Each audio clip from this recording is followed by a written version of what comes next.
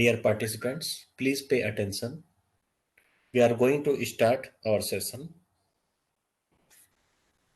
And as promised, Professor Rajesh Kumar sir from MNIT will take the session. And before transferring to it to Professor Rajesh sir, let me first give a brief introduction about him, so that you all people will know about what is the what is the research he is currently doing. Professor Rajesh Kumar sir is the professor in Department of Electrical Engineering, MNIT Jaipur. He did his BTech from NIT Kurukshetra and MTech uh, ME at that time in Power Engineering from MNIT Jaipur, and then PhD in Intelligent Systems from MNIT Jaipur. He was the postdoctorate research fellow in the Department of Electrical and Computer Engineering at NUS, National University of Singapore, from 2009 to 2011 for 2 years. He's one of few well-known active researchers. Actually, if you belong to this area, hopefully you will know about his name. Professor Rajesh Kumar sir is involved in research on intelligent systems, machine intelligence, power management, smart grid, computer vision, robotics, and bioinformatics. In the field of robotics, he has been working on mobile robots, robotic manipulator, rehabilitation robotics, especially gait analysis. He has established Raman Lab, Robotics and Machine Analysis Lab, and he's the coordinator of that lab.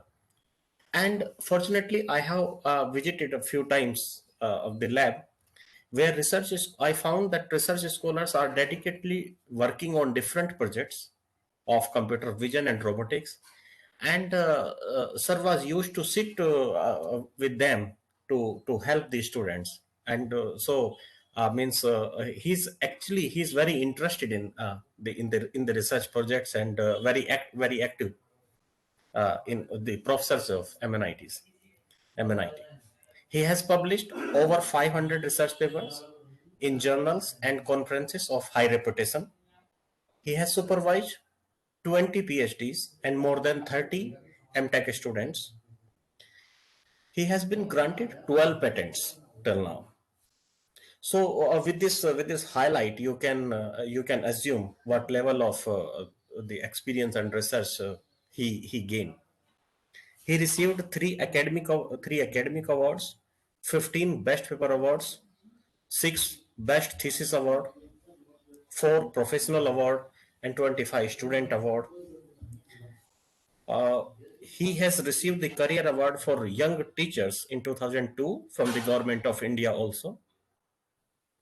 He is on 12 journal editorial boards, and just a name of few, he is Associate Editor of IEEE Access, IEEE ITEN, Swarm and Evolutionary Computation Elsevier, and he's associate editor of IET journals like Renewable and Power Generation and IET Power Electronics, and many others like CAAI Transactions on Intelligent Technology by IET.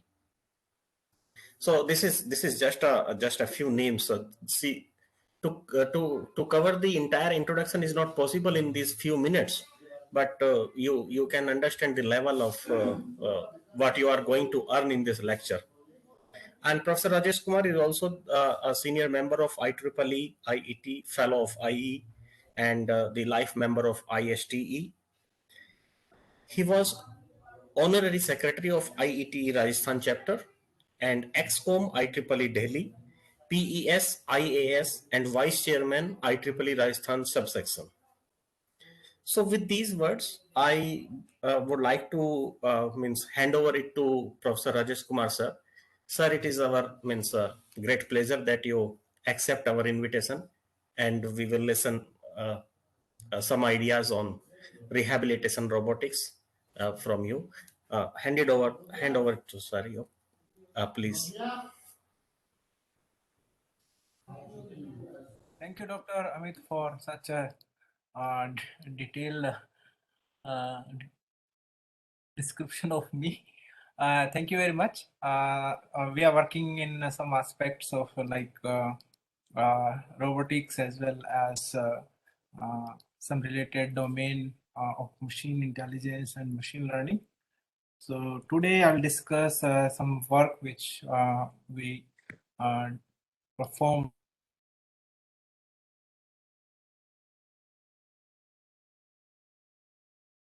for today's agenda also, like what are the hidden signatures that we can extract from the gate and gate patterns so that we can use it for rehabilitation or some other purpose. Okay, so let me share the screen and then we can start our discussion.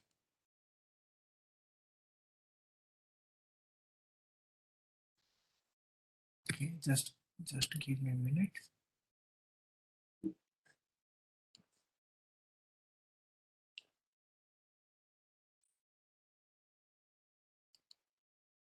Accessibility, I have given.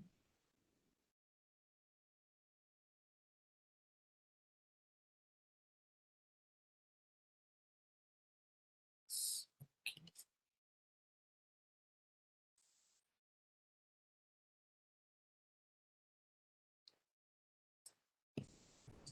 This one is not allowing me. Just okay. Second.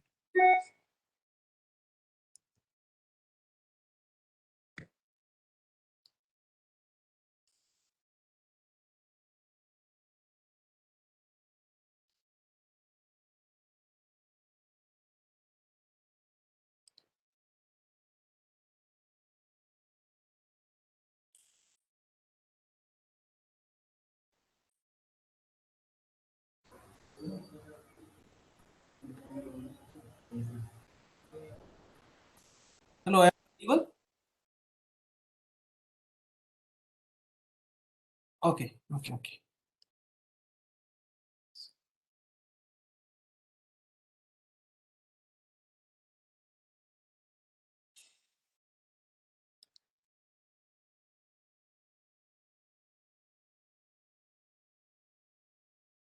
Yeah, yeah, yes, please, please check it. Please, somebody, if please, Yes, someone sir, it's confirm that visible on it's full audible. screen. Yes, sir. Uh, It's fine. Fine. okay, and my voice is also clear. Yes, sir.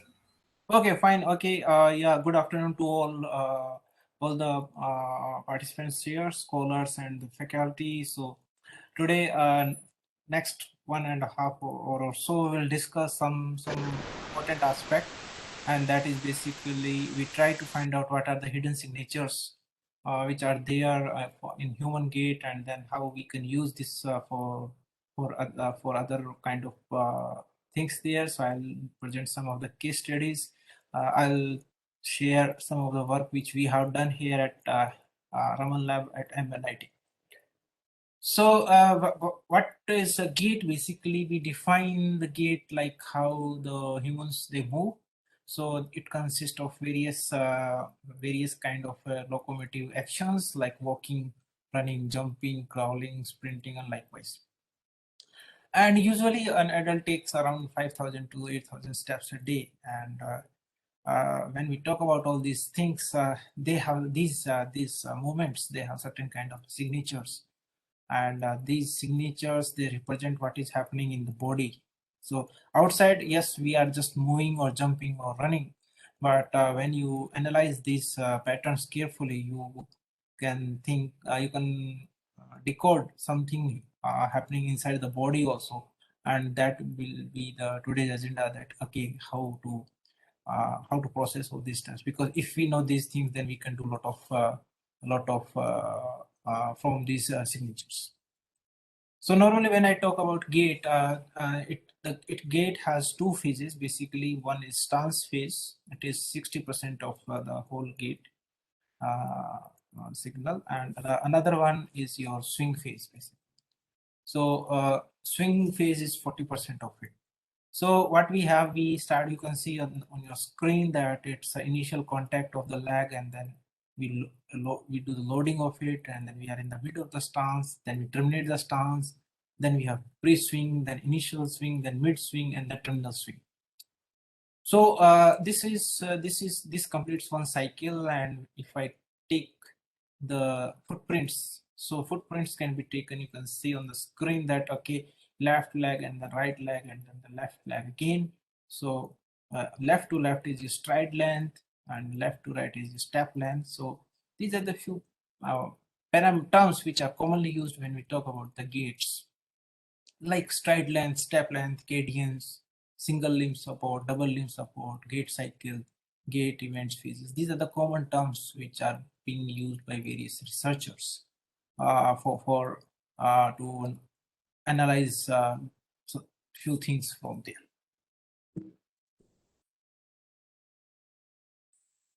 So these are the common area where people have already implemented. You can see from your screen, first is your analysis of your muscles activities or health activities or your movement and what is happening inside one. The second use is for the rehabilitation. You can see a robo is being used to control the gait movements and all these things. Third one is for knee problems and issues. This can be used in robotics also. At present, we are combining this work with our robotics at the Raman lab. Prosthetics is another area which is developing very fast, and then yeah, a lot of machine intelligence. Now people are using it. At the at the top of your screen, you can see that trying to recognize the person and the behavior, and then maybe some kind of identification of the security issues or something like that. This same can be used for old age people, whether they are suffering from certain kind of issues. People are trying to correlate the movements of elderly people and then try to predict things from it. Again, the rehabilitation and lot of sports applications. Basically, you can see cricket and yeah, Othaya Muralidharan action was the biggest, like one of the great application of such type of things there.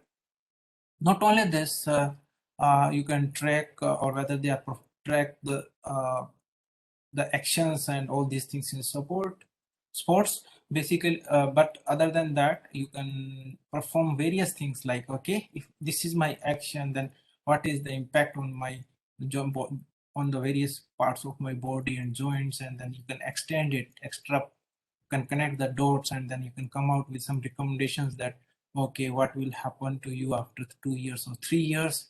Some very interesting research being implemented and recorded or documented also, like even from the gait patterns.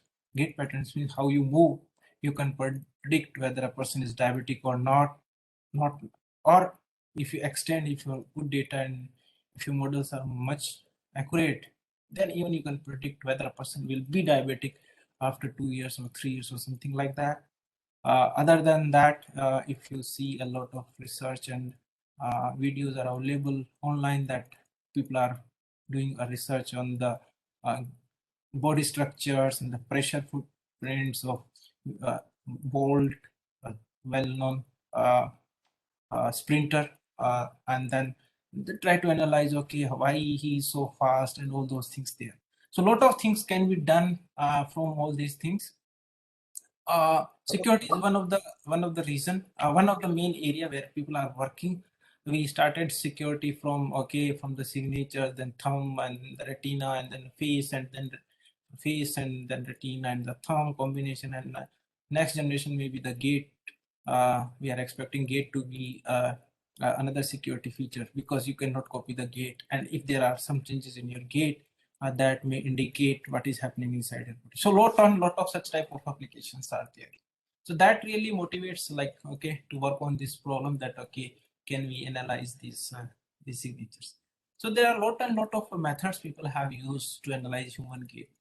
We can classify these methods in four categories. One is vision based, another one is sensor based, third category is basically some other technologies, and then last you can say the combination of the first three. In vision based, we can have both direct and indirect. Direct means marker based. Markers means we put markers on the body basically. Okay, so and they may be passive markers, they may be active markers. Active markers means they are sensors. So we put the sensors on the body and then ask a person to move on, and from there we capture the signals and then we analyze it. So that is active marker.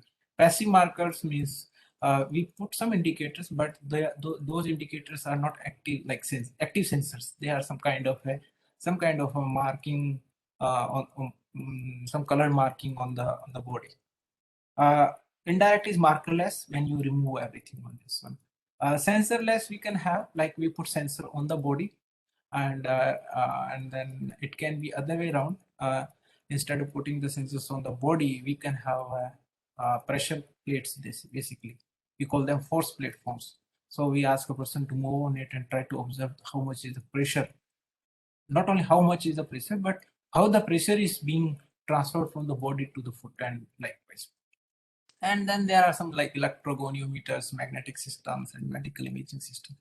So these are the various approaches being used, and you can see in this line we have many approaches with there, like model-based approach, hybrid approach, or plate pressure sensor-based approach, or you can take MRI imaging or some ultrasound images and something like that.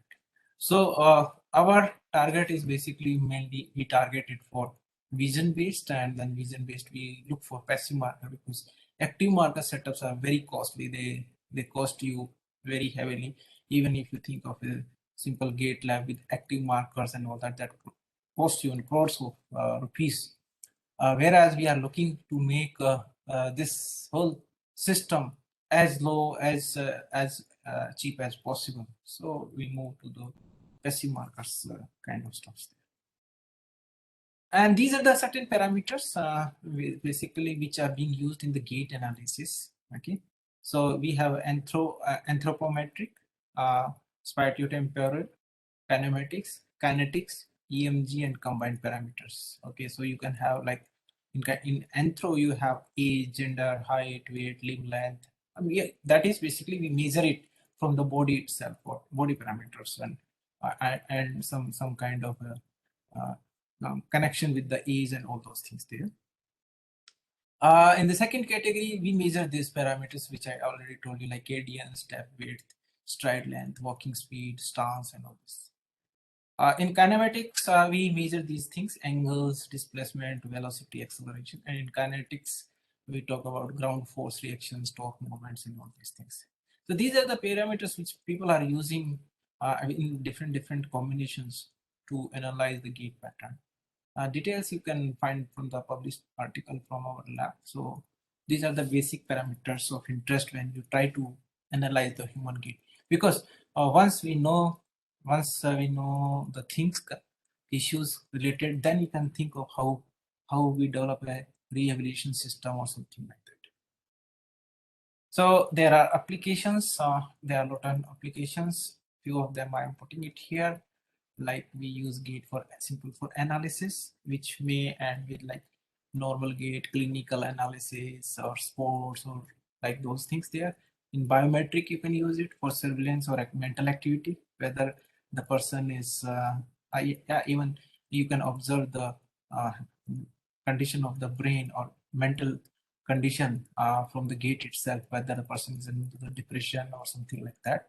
And then you can use this whole analysis for artificial gaits like robotic re-evaluation, humanoids, and all these things. And control you can use.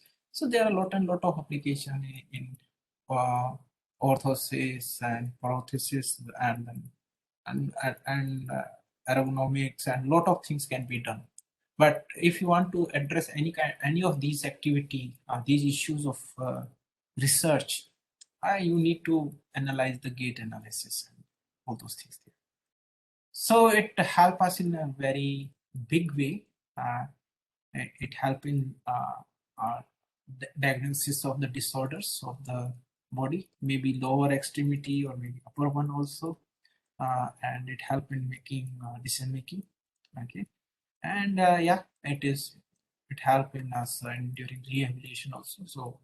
So when we are talking about this particular course, a lot of rehabilitation, robotics, and all these things, but this one is the one of the key area which we must understand before we developing any kind of a hardware setup for that. So what are the challenges basically here? So one challenge is basically we need some kind of a advanced feature extraction methodology, and so that we can minimize the sensor on the body, because what we observe when you put sensors and all these things on a person, and then we ask the person to move, the person become conscious, and he or she lose the natural movement of the body. So that is one of the reasons there is some certain variations there. The another thing is basically we need to develop human gate data, means human gate data for Indian scenario. Most of the researchers or the work is being done on Canadian data or from Malaysian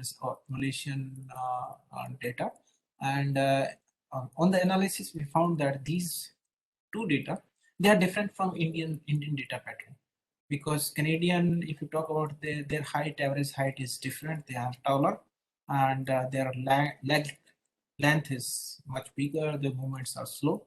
Whereas if you talk about Malaysian, their height is smaller, leg length is less, and their movements are fast. We are neither of them, maybe somewhere in between. So there is no generalized gait prediction model for Indian scenario. So we thought to work on, like, okay, let's develop it so that researchers in India, they can do more analysis on it. So we developed the first Indian gate data of 200 subjects there, and which is now available for research. And then, okay, we have few things in our hand. Then, okay, what are the advanced techniques we can use it to check the abnormality and all those stuffs there. So this one is hardware setup, which is there in the lab. You can see there are 4 cameras. We develop for, and they are arranged from different angles, and then the walking distance is 4.8 meter. The hardware we have used is BioPack NP150 system, which is having 4 monitoring system. It has goniometer, shielded electrodes, and it has transducers. So this one is the setup which is there in the lab. Also, if anybody wishes to work on it, they can come and they can do they can perform their experiments there. So these are used to capture the movements of the person, and this is the how we have taken various subjects, male, female, people of different age groups, and you can see the kids also there. And then, okay, we try to put it on the same scales there, so that these things can be analyzed, and then later some recommendations can be made from that. So these are the standards. If you talk about the Canadian Society of Biomechanics, CESB standards, so you can see that there are 5 points which are of interest on the shoulder and then trunk area, then your knee and then ankle and the toe area. So these are the 5 important points which are means like standardized by the Society of Biomechanics, and we can calculate various angles like trunk angle, thigh angle, leg angle, and the foot angle. And from there, these are segment angles, and we have joint angles also. So we have hip joint and knee joint and ankle joint, and these angles we use for various analysis. So these are the angles, and these are the certain calculations which we can calculate for our analysis and test all the things there. So we put certain targets to answer these things. Okay. So this one work was done by one of my PhD scholar, Dr. CP Chandraprakash. Now he's assistant professor at NIT Delhi. So we put certain kind of objects to address these things. So first is basically, let's make it a passive marker based instead of uh, active marker, and then the next target is, if we can make it passive, then can we make it markerless also? So that is something what we thought of, like how to work on it. So this one is the pipeline of whole setup there. You can see here.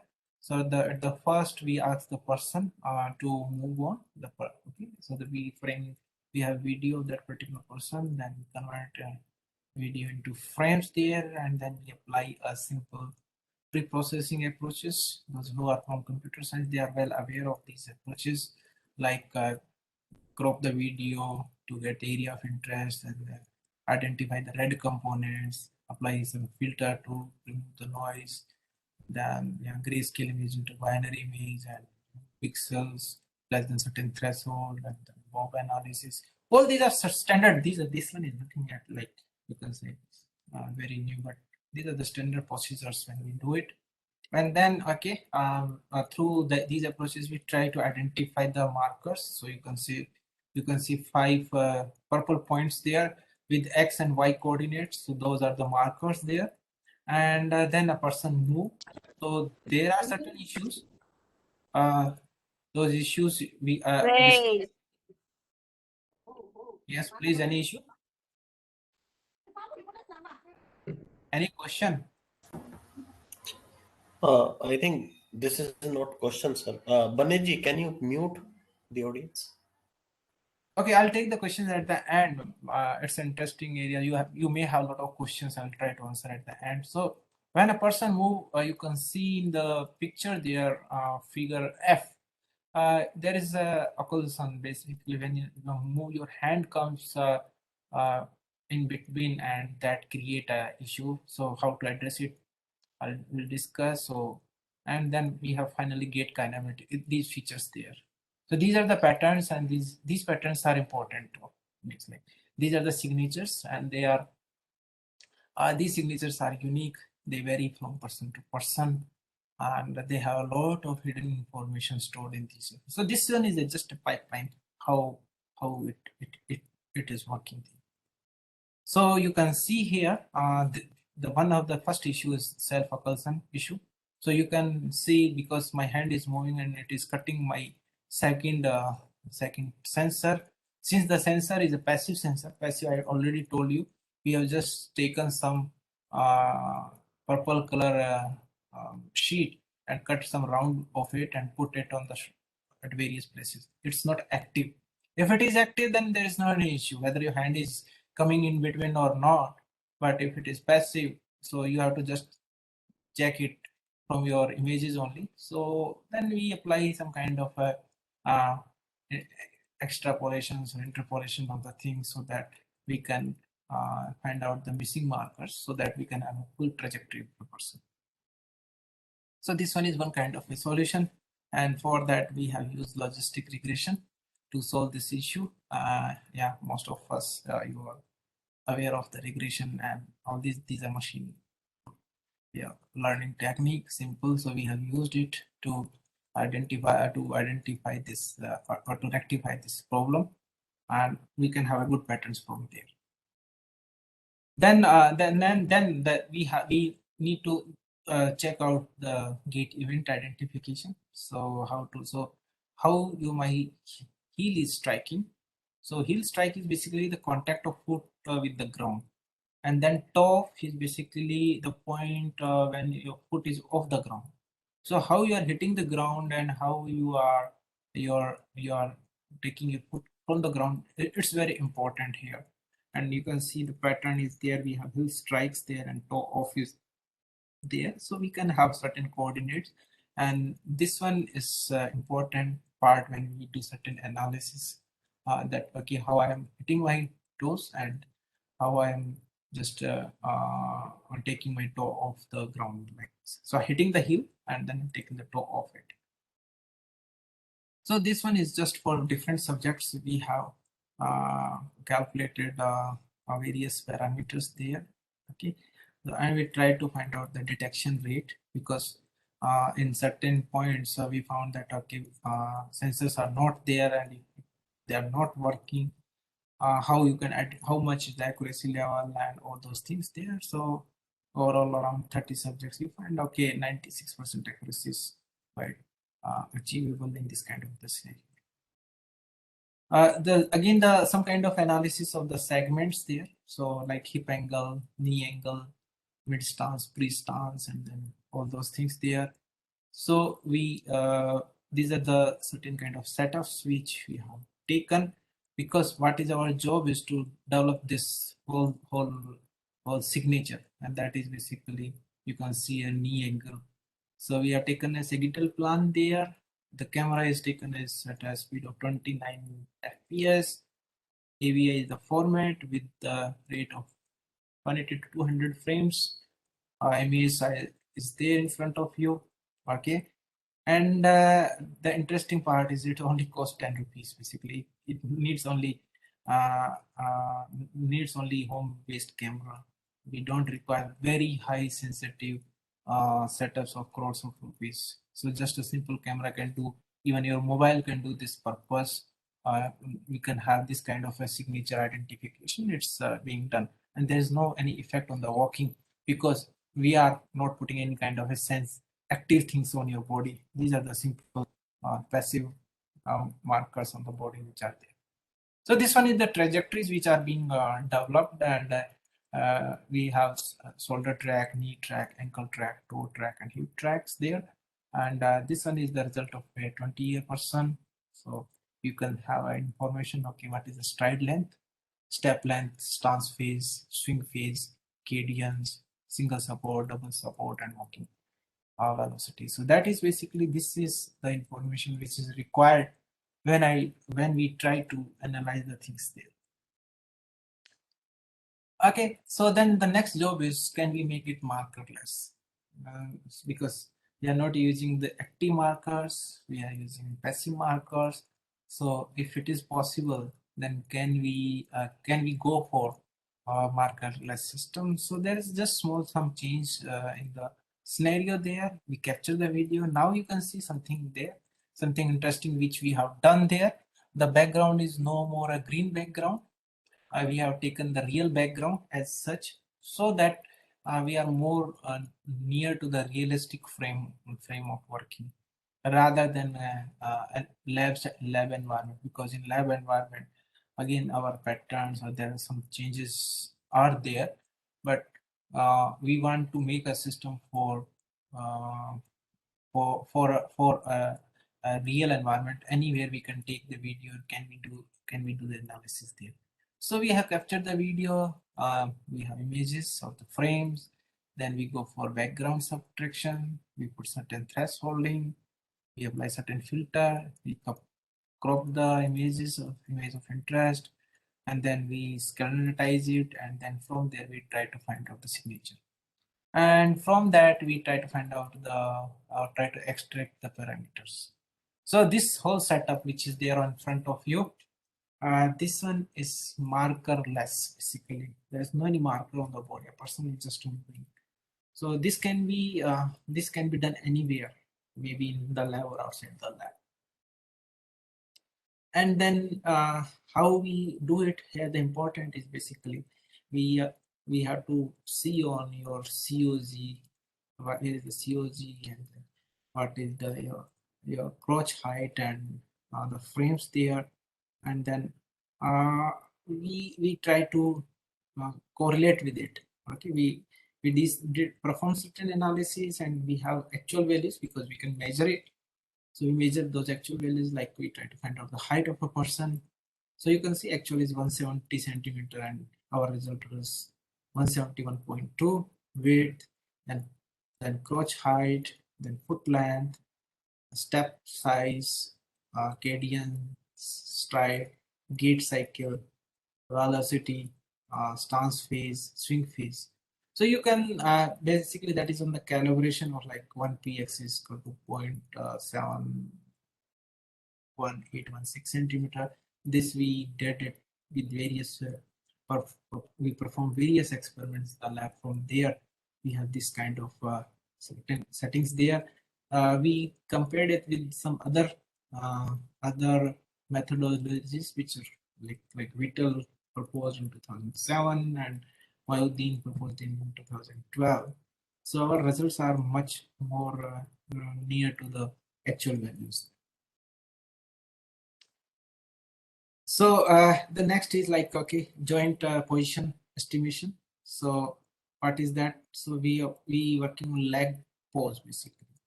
So whether knees and ankles are overlapping, because when you move it, they overlap and all these things. So we have three cases.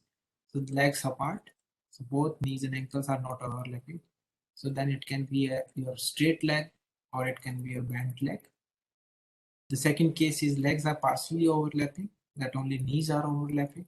And then third case is basically legs are completely overlapping, both knees and ankles are overlapping. Because when you move, these things will appear in front of you. So we try to find out this estimation for you can see for male and female, and try to find out check it.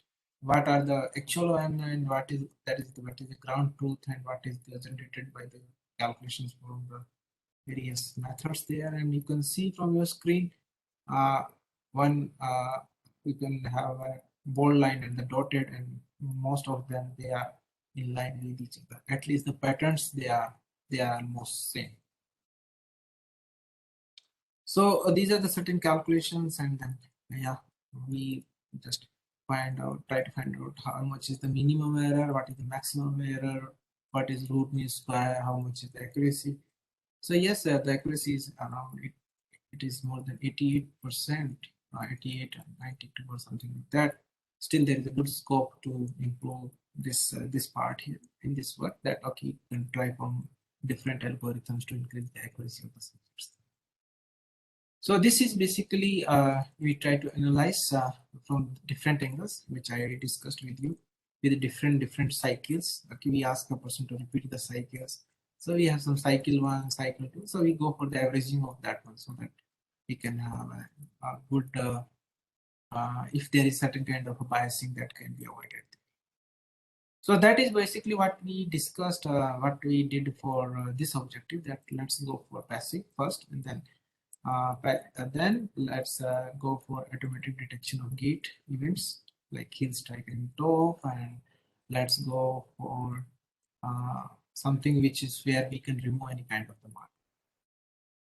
Then we put therefore to achieve the first one, we have this we have to develop. So we like okay, can we do the analysis on the MNIT gate analysis database, and then we can use some kind of prediction models to um, to model the joints and go for the kinematics.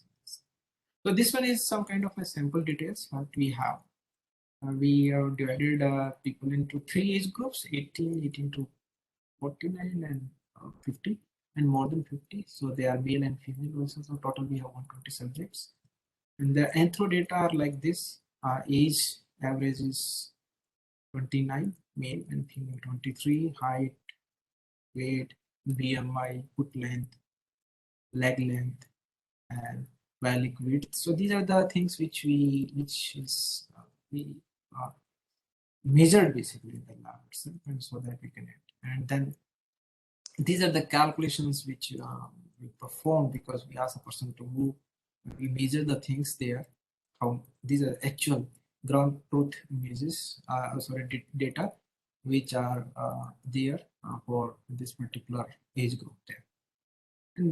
And you can see there is a variation if I talk about our emanating gate data, our Indian gate data with Whittle, and then one is for uh, Canadian data, or another one is for the Malaysian data. So here perform, these are the standard tests we can perform here, which is I like ANOVA test. So yeah, okay, depending upon your how much confidence level you want, you put it in your data for the analysis. So you can have this analysis like sigma analysis, we call it 2 sigma and 4 sigma for male and female, and likewise. So that gives us some certain kind of like how much is the confidence you can accept in your analysis and all. This one is something which is especially this conference, this workshop is addressing it, and basically that is one kind of because where it helps. So basically you can see here in the both the images, it's a re-evaluation robots basically. So it can be your haptic walker or Locomart, these are available already there. or it's a human performance, augmenting exoskeleton, assistive exoskeleton, all these things there. So we put it to the second target, like okay, can we use, or what are the some what or proposal on the some of the approaches of machine learning to predict the joint movements of lower extremity. So rehabilitation in the lower, that part of it. So here we worked on two part. It can be univariate based time series model, or it can be a multivariate based time series model. Okay, so to generate all these patterns there. So univariate is can be, you can see the equation can be simple. It's a linear one single variable. So a plus b of x is the y here. Okay, so uh, y is your predicted point, and yeah, your GC to they are the coordinates of various angles there. So there we thought of like the, the idea here is assumption is like some kind of a linear kind of a relation where the only working on the only single variable there, and then we need to find out the appropriate values of a and b. In multivariate, it is taken as a combination of other factors also. Not only it is a plus b1, but it is a plus b1 and then plus b2 of x, b minus 1 plus b3, b4, and likewise. So we are taking the data points, how many back data points you are taking it. So it can be like, okay, then we take the only the previous data point and then, okay, we extend it the time series model. Or it can be like, okay, I'll take previous 10 data points and then I use previous 10 data points and then I develop a multivariate time series model and then I can predict it. Now, or you can use any kind of a machine learning or deep learning like LSTM and all these stuff for calculation of these parameters. The ultimate job is, can you predict the model? And these are the standard parameters when you are working on a prediction. You need to calculate your mean absolute error, mean square error, mean absolute percentage error, and all these things to check it that how they are performing. So three models are being compared here in this work. You can see here back propagation neural network, that's basic model, and then okay, time series models, univariate as well as multivariate, and try to analyze those things. And obviously, these are the matrices when you perform any kind of prediction, whether it's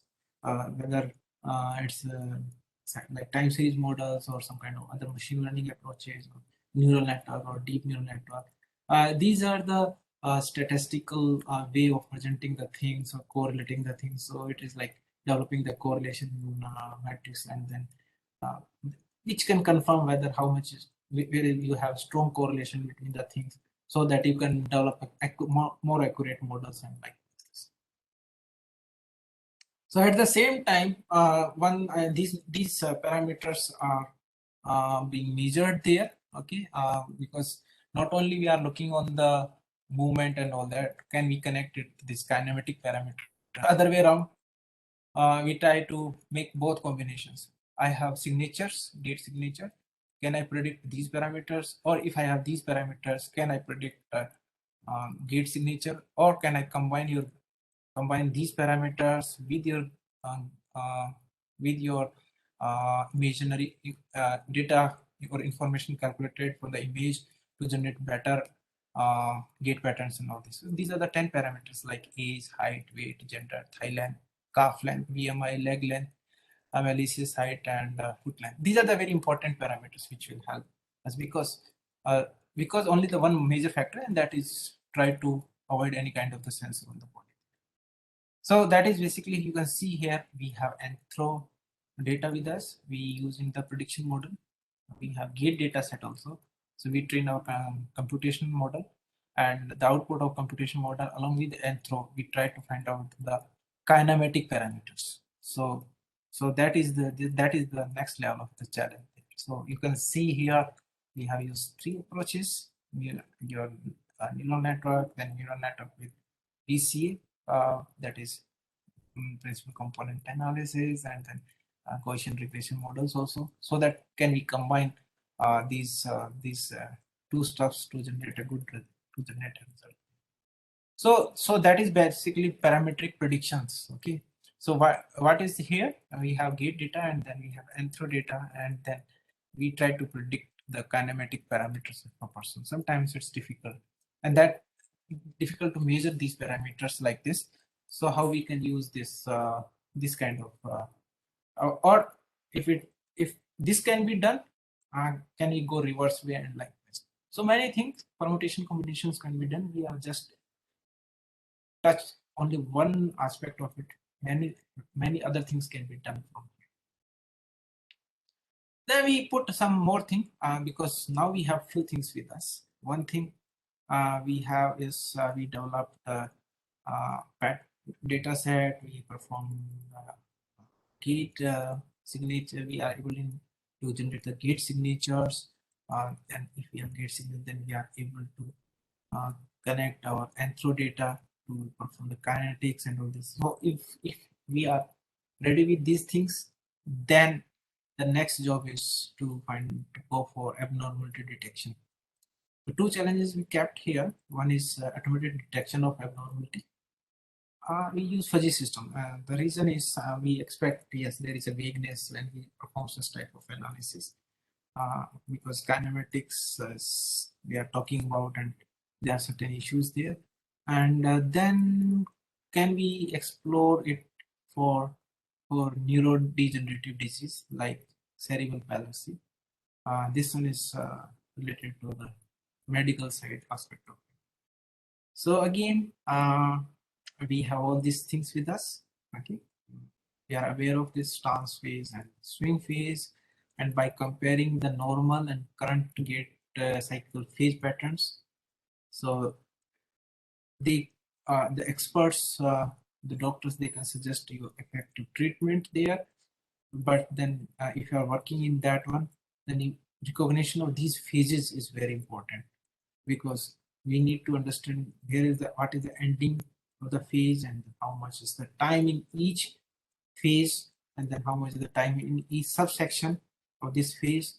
And from there is some kind of the suggestions. Then rehabilitation doctors, they suggest or they perform some kind of a physical therapy to a person.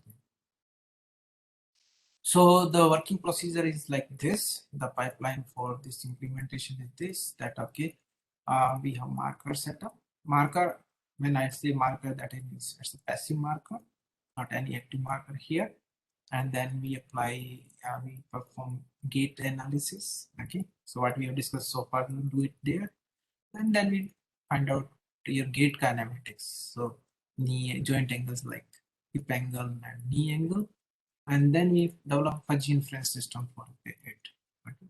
So where we have hip angle, knee angle, time, stage, and then we try to detect the gate phase from like what is the loading response, what is the mid stance, what is the terminal stance, what is pre-swing, what is initial swing, what is mid swing, and what is the terminal swing. And these are the things from where your expert or doctor can suggest you type of rehabilitations or things there. So we need to develop those. I think most of you are aware of fuzzy inference mechanism and all that. So when we talk about the fuzzy system, we have real system. We convert our real information to a fuzzy world, and that process is known the fuzzification. And then in fuzzy world, when we say that the real data are fuzzified, then the real data are no more like some data. They have certain kind of a membership. It is same as like a set theory. If I just explain the things in a very simple way, like if I say a cow, so I can say cow is not a member of the set of objects. Cow is a set member of the set of animals. So in set theory, membership is either 1 or 0. Either it's a member or it's not a member. In fuzzy set theory, we have some kind of instead of a simple hard boundary, it is having some slopy boundary where the membership can be, whereas where your membership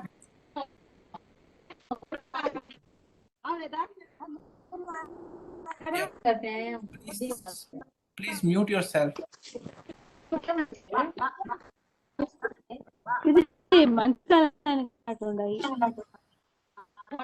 बने जी mute कर दीजिए please.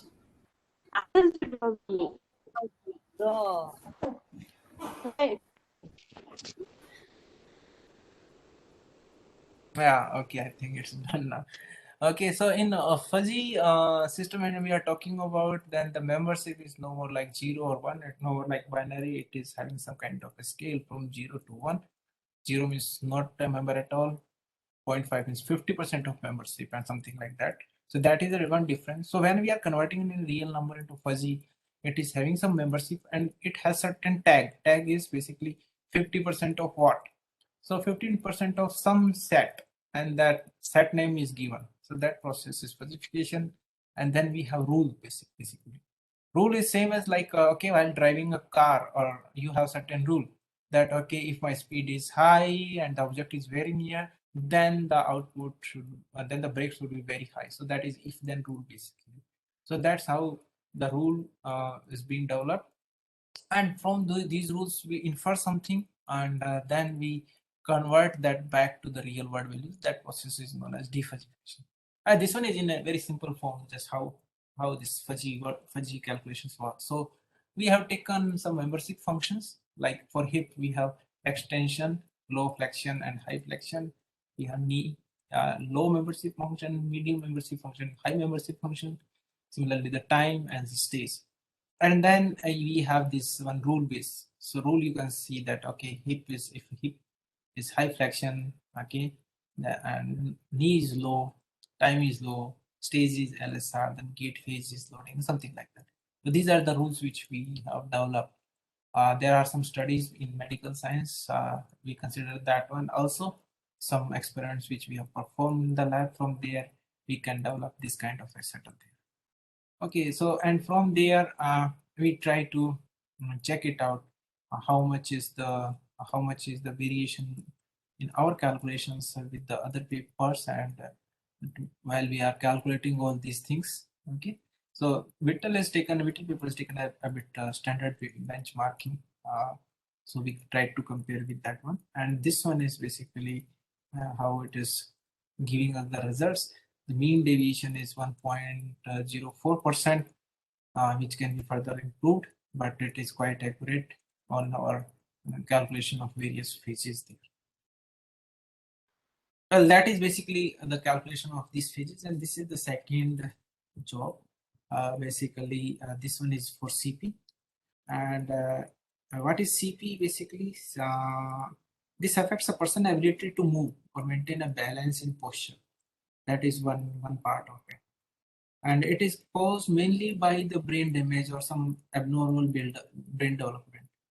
Uh, it is mostly it is permanent, but it is not progressive. Okay, and you can see the number 1 in 323. This one is recorded from details from for US, that 1 in 323 is still when children is suffering from this kind of issue.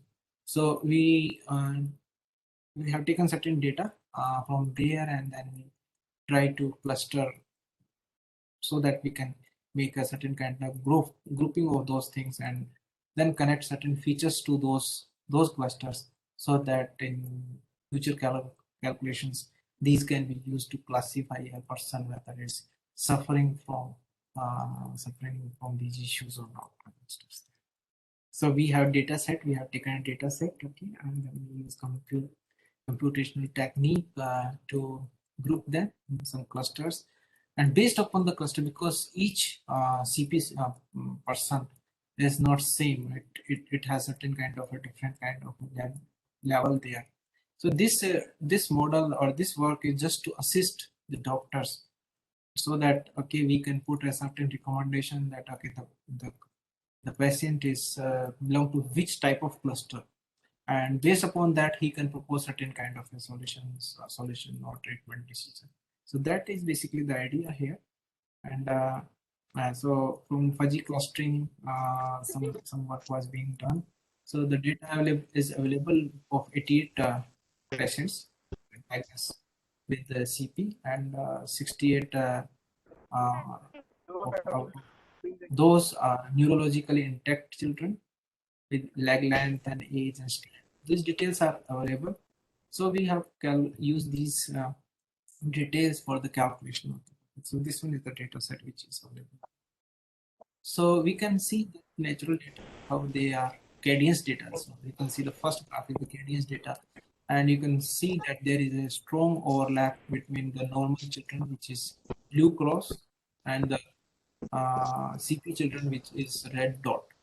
So there is a strong correlation. So we apply some polynomial normalization and scaling to factorize it, and then after normalization, with cluster profiling, you can see there can be a grouping of this one.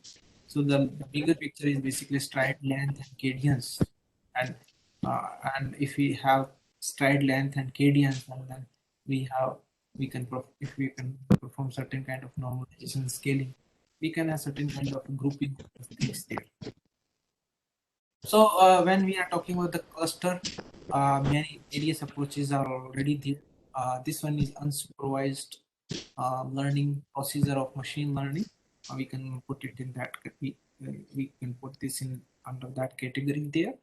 And the challenge is how many such clusters are required if I have a data. And then first job is to find out how many clusters, and then the next job is okay, if my clusters are there, how accurately we can do it. So if I have 100 data and if I develop 100 clusters, so accuracy will be 100%, but that is unrealistic kind of things. So this one is, we convert this problem as a optimization problem, like okay, uh, maximize my accuracy and at the same time minimize my cluster grouping. So that it's kind of a multi-objective problem, and data are there.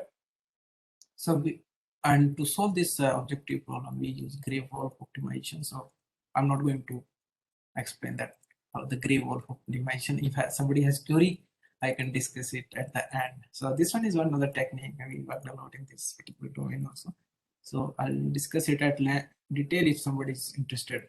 But yes, then we applied it, and then we check out this with some other methods also, like k-means clustering and clustering using genetic algorithm and PSO, HG and GWO, and different cases are there with scaling, without scaling, with normalization, without normalization, and then some indexes are there which are there uh, available in the literature. So that is cluster purity index, intra-cluster, inter-cluster MSC, and Dunham index, and all these things. So this one is interesting to see that how they are performing with the different cases. So I told you different cases are being used there.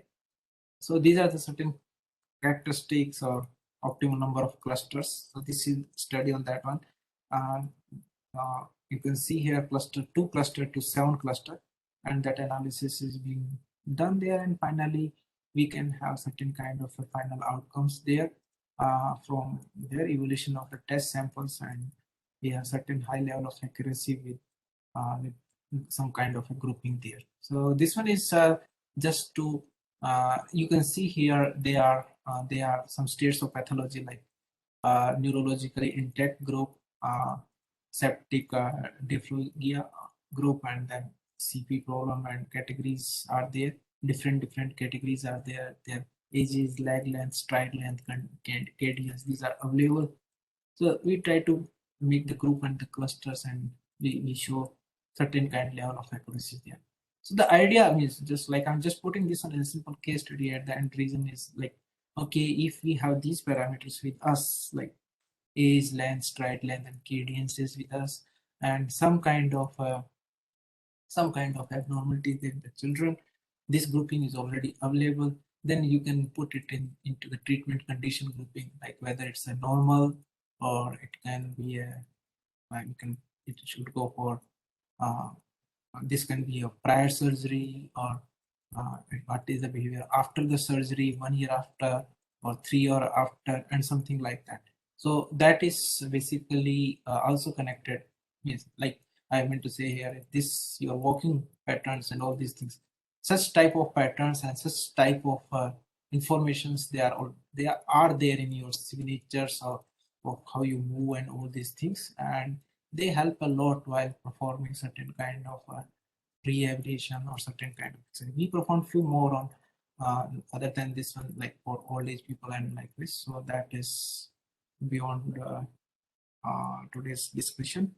So okay, I stop it here, and I thank my scholar who did a nice work on it. Still, the work is on because other team is working now.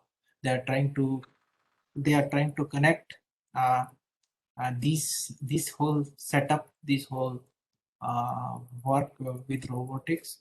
So can we connect it? I mean, it's like, can we develop a nice interface? Like, okay, I have certain kind of a pattern, and then doctor suggests something to it, and then your robotic assisted system can automatically adapt to it. So some kind of that work is still going on. So I'm stopping the sharing here, and now I'm open for questions. I left 20-30 minutes for the questions. So if anyone has any question, yes, either you mute and ask, or you put your question in the chat box. I'll try to answer this. Thank you very much. Yeah, questions, please.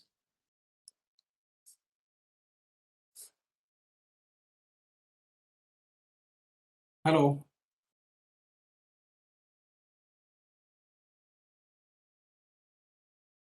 Yeah, dear participants, if you have any question, please ask, or you can type your questions in chat box.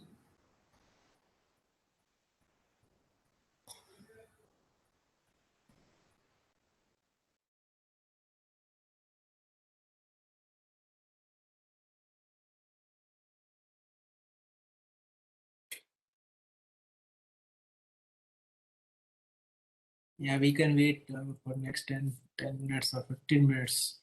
If you have questions, put it here or type it so that we'll take them one by one. Maybe you have some better solutions for the things, or, or or some suggestions, or you have doubt, please put it here. Yeah, so the question is, no, there is no any physical simulator as such for this one. The coding, the pipeline, the coding part is done by us only. So yeah, but yeah, the good part, the one part is there, like camera part. You can have any kind, you can put any camera depending upon the resolutions you want to involve.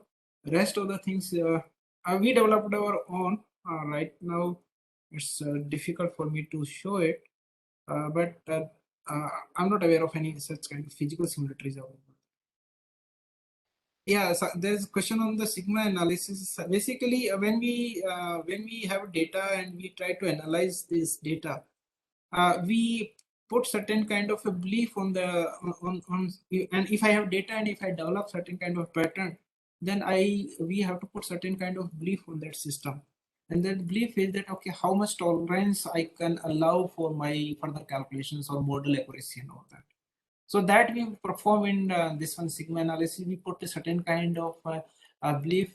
So if that parameter is, so belief means like, okay, if my if I strongly or I want to keep accuracy very high, so I put a band around my average value. Say if I'm taking the average value, so if I give a more band there, so then okay, more band means whatever be the deviation in the data and the information, that all will be there in the band. Okay, if I shorten my band around the average value, what will happen? You are tightening your model things there. Then if whatever the small deviation, it may jump into say some kind of error.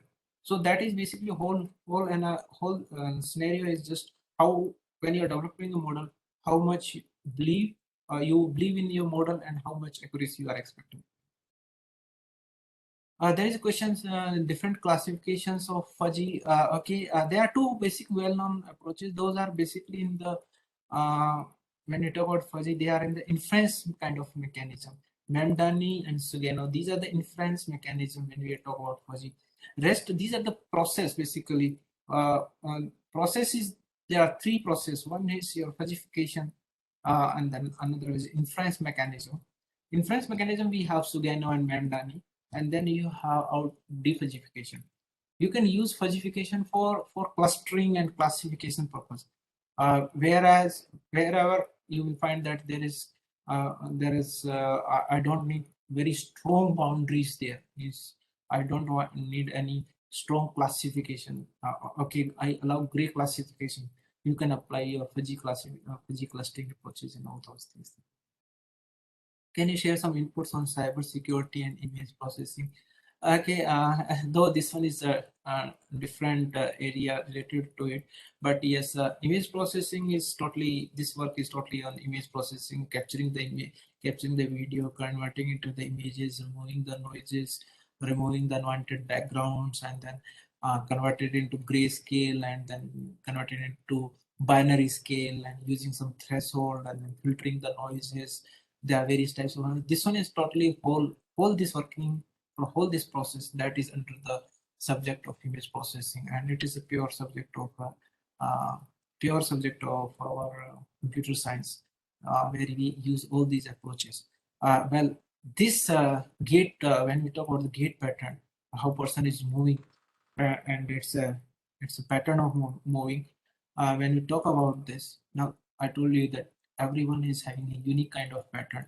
Then this can be taken as a security feature.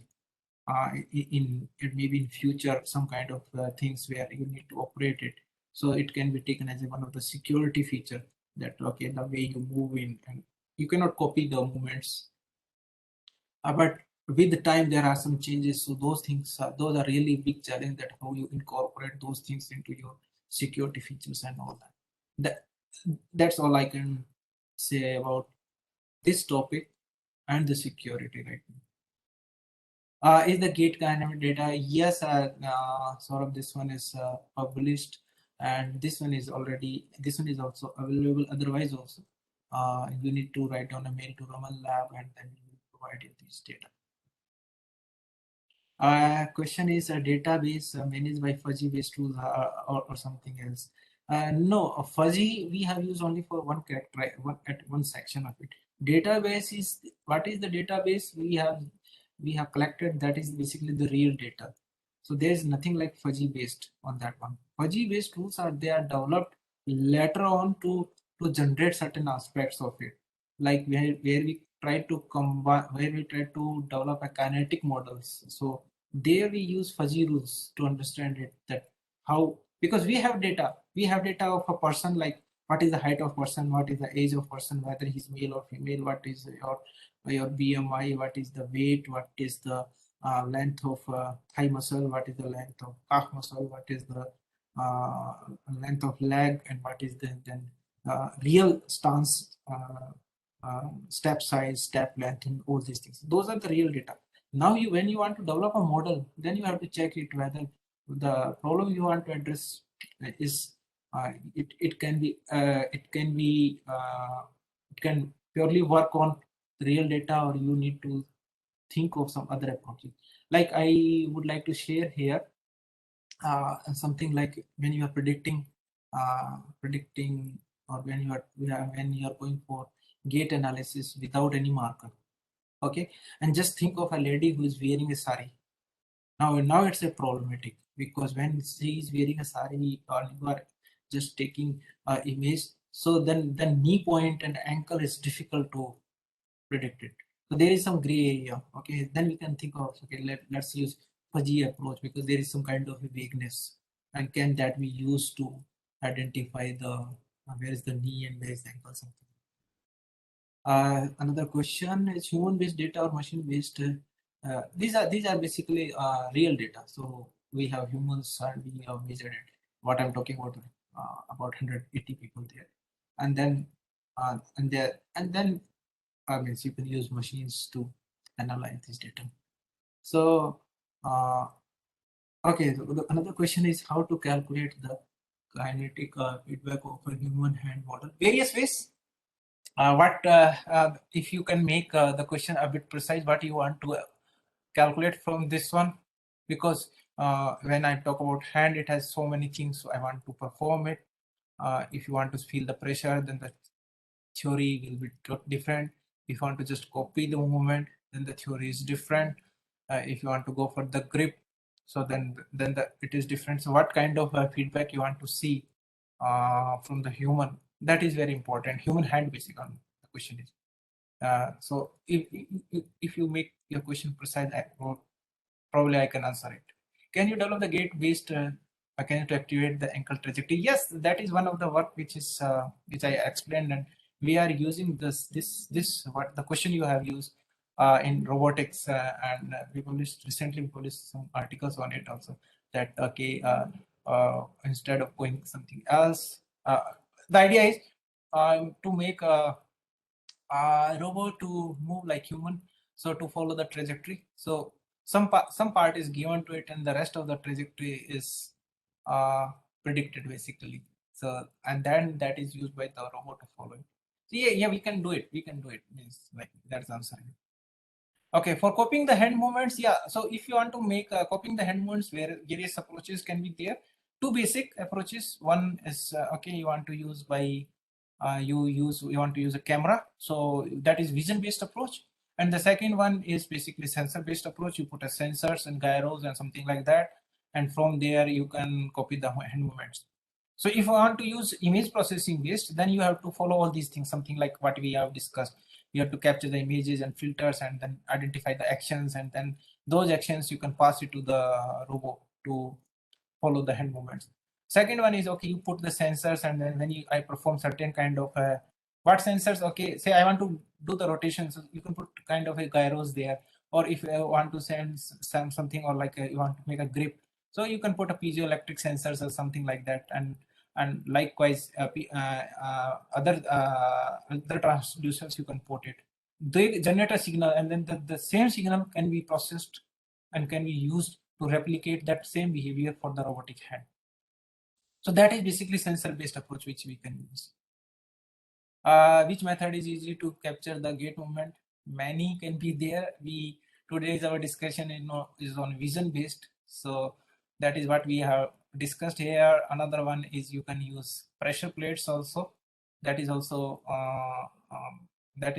very important to analyze, because there is something very important coming in, because even you can observe when you put your pattern of your leg, uh, our pressures are totally different. Each one is having a different pressure, and that can tell the story inside the dynamics of the body. So another question is how to correlate gait and kinematics. So it is all about how you are calculating the angles, different angles of the joints, and then track them along with the time that how they are being generated. So then the same thing what we expect in kinematics or kinetics or dynamics of a system. So all those things can be correlated to find those things there. Name the sensor is name of the sensor is available in India if you don't have any problem. There is a list. You possibly just give me a second.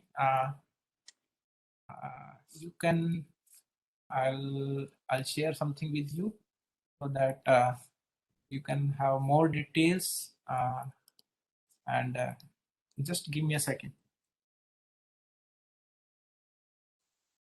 You can take my coordinates from this my website or Raman website, and my mail IDs and everything. So you post your thing there. We'll try to mail you back. Okay, what some specific sensors and all those details there, and a lot of other PPTs and research article details are available. So you can download it and you can use it for your problems, or some programs or codes are also available. You can use it for your applications. Yeah, any more query?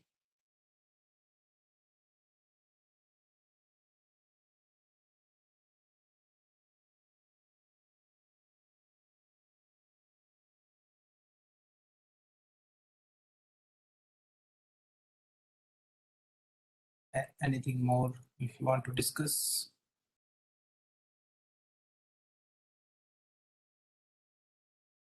Good afternoon, sir. Yeah, yes, please. Sir, a small doubt, sir. Suppose if you are trying to do that haptic concept of controlling and robotic arm, so Mhm. we need a haptic glove attached with all the sensors, sir, like the gyro sensor. Only is the Mhm. gyro sensor is necessary, sir, or so Yeah, how the see, mechanism works, sir? see, what see, first we need to see that okay, when we are talking about all these stuff, okay, what is the level of complexity we are expecting? That is the first thing. That there are various ways to solve it. So the crude way is okay. I'm using like working on the hand. I have okay one two three movements of my one of my finger. I can use three sensors straightforward to identify those how much is the rotation of that each joint. That is one way. The good another way is I if I collect a lot of data, okay, and we know that these things are interrelated. So instead of using three sensors, I have a lot of data. I know some kind of ML techniques and all these things. I can reduce my number of sensors. Okay, I'll take two sensors, and from there I predict the angle for the third one. So there is no need of third sensor. Then I refine my models, and even I can do it. I can use only one sensor and predict the rest of the angles. So it totally basically how you are designing your problem. Ultimate job is okay. Ultimate job is same that okay, I need a hand and I perform it's a gripping operation, and the robotic arm also do the same. Okay, that is fine. But the question is, what is the level of the complexity? How many sensors you want to place, and then how much? If you want to reduce the number of sensors, how much data you have of different kind of structures, so that you can use certain technique to reduce the number of the sensors, and likewise other than that what type of operations you want to perform, what is the level of accuracy of those operations, how much resolution is acceptable to you. So many things are there when we are designing all these stuffs there. Sir, when I used the flex sensor, the Mm. hand accurate movements are not that much accurate. I got, sir. Yeah, For the it may be that flex. okay. Now when you're whatever the sensors you are using, then the two things are very important. The I mean, I'm just taking the general discussions. One, the location, basically where you are putting the sensors, how accurately you are putting, that is very critical issue. That is one thing there. Second thing, the sensors you are using, how much is the resolution? Say I want to develop a row which with the accuracy of like I don't means like if you can take in the degree, say okay, triple zero one degree deviation is allowable. But when I'm using a sensor whose resolution is even 1 degree, so I cannot achieve that level of accuracy when I performing it. So we need to see that okay, how much accuracy is acceptable to me. If I'm using flex sensor, whether this one is correctly placed, one. Number two, when I'm doing bending and all that stuff, how accurately it is generating those signals for me. If it is not generating accurate signals, then I have two options. Either I change the sensor, or the signals I'm taking from the sensor, I what I do, I perform certain operations on it, mathematical operations or computing operations, so that I can generate something meaningful information from there. So there are various ways to solve such type of issues. Mm. Sir, I just need one more clarification, sir. Like, Yeah, yeah, please, if please, the please. flex sensor, the bending is not accurate, so what kind of sensor I can go for this Yeah. So for the bending is next? not accurate. Other one are okay. Other one you can put it like okay, you can put a simple one. You can say okay, I'm just taking for bending. So encoders and encoder type of approaches people have used with the high resolution. See my angle is rotating 30 degree. So it is just generating a signal which is like synchros 30 degree, and the same 30 degree is being transferred there. But other than that, your flex sensors, you have certain signals, okay, and that is interesting area. If you want to work on that problem, you can model your flex sensor on your computing platform, and then you rectify, then you add some kind of a good these approaches. Nowadays we are full of data and ML approaches, which uh, which increase the resolution and accuracy of the signal generated from the flexes. If you can do that, because flex sensors are cheaper, they are not very costly. So if you can do that, then you can provide a cheaper solution to the same problem. I mean, that is one kind of a solution. So there can be different sensors and all these details. And if you need various types of sensors and all that, that I can, okay, you write, put a mail to me, and then yeah, Yes. I'll reply soon on that. Yes. Thank you very much, sir. Thank you. Yeah, yes, please. Yes.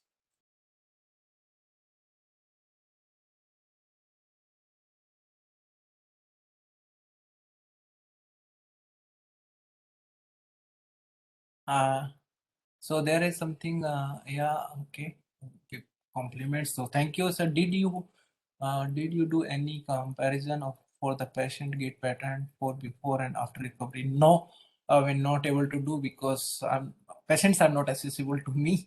So that is one issue. Now I have taken some ethical approval. So maybe the next step I'll do this, your suggestion, I can perform these things on those patients, because when you work on patients, you have to take a medical ethical approval from the Medical Council of India. So now I received after 2 years of running here and there. So I think in future we can perform these things over those people, and then we can see that how much is the improvement. But the issue is that we don't have a gait pattern before any happening to a person. uh, Same person, so same subject before any happening and after the happening is something rare. But yeah, we keep on trying all these things. Okay, we have if we have certain data of, after the physiotherapy, and then we can see that how much is the improvement going on, that we can do. Yeah, thank you for your suggestion.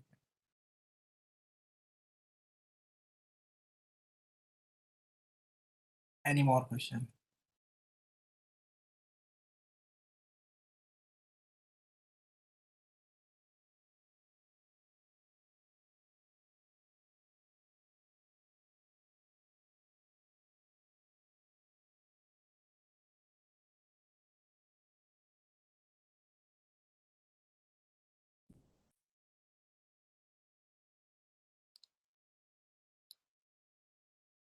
Yeah, I think Dr. Mit, we don't have more questions. Then we can close the session. Yes, sir, I think so. So, uh, sir has also uh, provide his personal website, and he has uh, pasted the link here. So please visit, and you can also visit the Raman Lab in MNIT, and it is available in website also. So, and you can means check which type of work is going on in the lab. Gate analysis is in one, and other research in using computer vision also. And so, sir, I think somebody is asking. Yeah, I have developed the gate mechanism and I have to cross check the data. That's a good part. One way is we like, okay, you can share the data, we can check it for you. And second way is just check out the near around laboratories where they have this sensor based benchmark setups. So if you can reach there, then okay, you can put a sensors, and then you can have a real data through sensor based, and then you can compare that one with your mechanism, and you can put the proof there, so that you can do it. uh, or I mean, these are the two good ways to do it.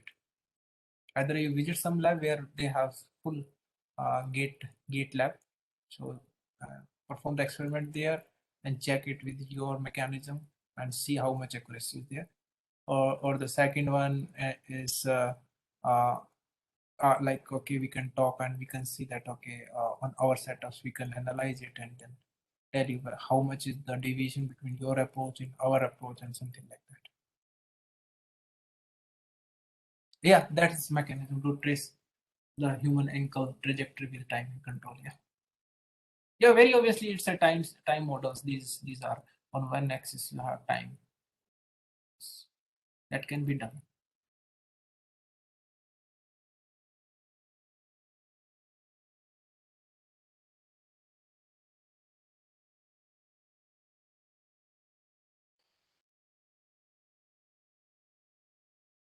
Yeah, I think Dr. Amit, we can close the things. Yes, sir. Thank you very much, sir, for this Yeah, good yeah. session. Yeah. Thank you very much, Dr. Amit, and thank Yes. you everyone for listening me and giving us also some good suggestions to implement. Thank you very much. Yeah. Thank you. Thank you so much.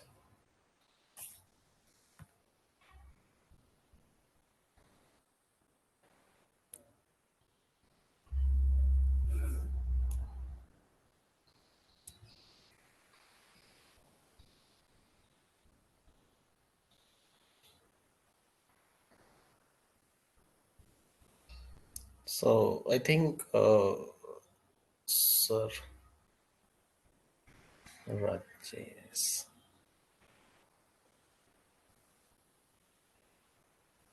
Okay, so we have pretty much time with us, and see, I don't work in, and I'm means not very well aware with the lower limb part.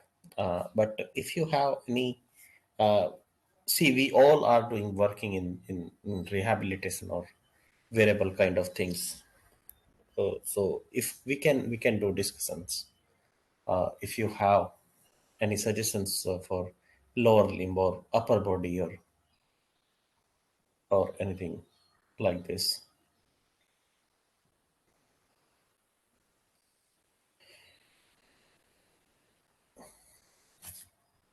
So, uh,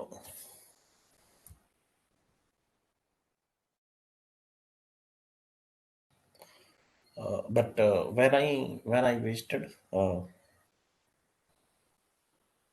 there is yeah. So yeah, I'm working with the Professor Rajesh sir also on some projects, and I visited the Raman lab. He's seriously doing the nice work, and he's very active in publication and projects also. And he used to sit with the students. He's deeply involved in the research activities. What's going on, and so what we once we had a discussion, and I was just discussing about the gait pattern of gait pattern of the body, and body means human body. So basically, he explained some new directions of research in this area, uh, and he explained how the physical health, spinal cord, and especially the heart and brain are also affected if the person has locomotor disability. So this is not just the person is getting is struggling in walking, but the overall physical and mental health also affected by this, and the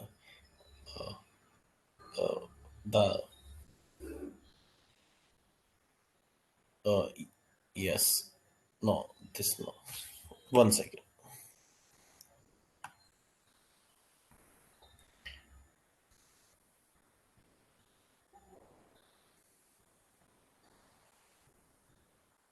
So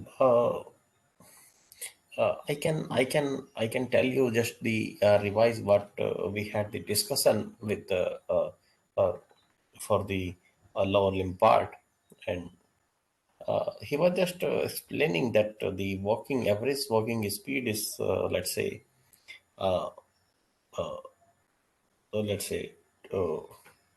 4 to 6 or whatever kilometer per hour, and we have to consider